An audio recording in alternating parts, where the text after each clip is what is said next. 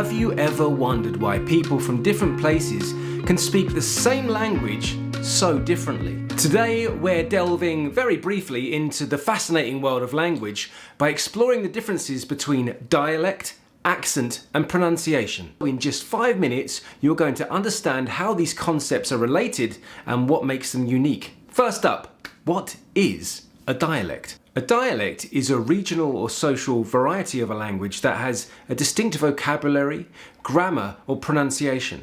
So if we were to take two English-speaking countries, and I'm going to use England and America for this example.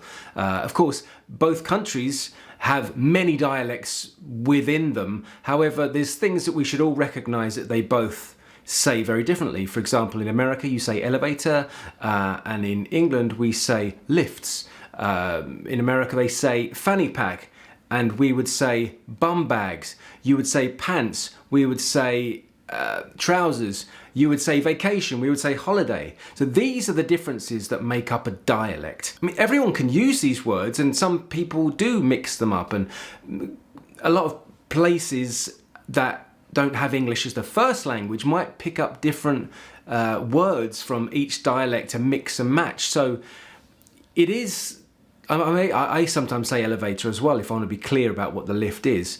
It really does depend, and I've said pants before as well because I live in Finland now, and Finland use more Americanisms and more American dialects than they do English ones, and that's possibly because of the influence of TV and film. And just so we understand, this is basically what a dialect is, and in this respect it's because they're from different countries. Another example, I grew up in the UK, and I know that the word for baby in Scotland could be said bairn or Wayne, and that's without the accent of course, but these are different words for the same thing, right? And it just depends where you go. Everyone's got their own kind of slang, but slang really is part of a dialect, isn't it? For example, you've heard of Cockney rhyming slang, where people make rhyming words instead of saying the actual word they mean, and that itself is a dialect. Understanding that. It's not necessarily the accent, and it's not necessarily the pronunciation, but dialect is really the choice or the use of certain words that differ from others, and that's what makes it unique. An accent then is more to do with actually how the words are pronounced, and we could likely check those phonetically and listen to, if we were to break down each element of each sound, we could hear how those words are being formed and what's differing in the articulators for the pronunciation of those accents. But essentially it can be caused by where someone's from or their social status or background, but again it might suggest that someone has links to other parts of the world or has travelled a lot, or someone that has developed their own accent, but essentially it is the way words are pronounced. I mean, stick in English, if we had someone from India and then someone from Finland, both speaking the same English words and using the same English sentence structures, they would sound completely different, and you'd likely guess which one is from where, right? And so we hear accents, and accents are, when you get a group of people, or a community or a society, or entire countries and continents even, there's always going to be something that stands out, that's unique to them, and that's just in the way words are pronounced. And so despite changing the language, you're likely to hear that because the phonetic sounds they're making are going to be the same way as they make the phonetic sounds in their own language.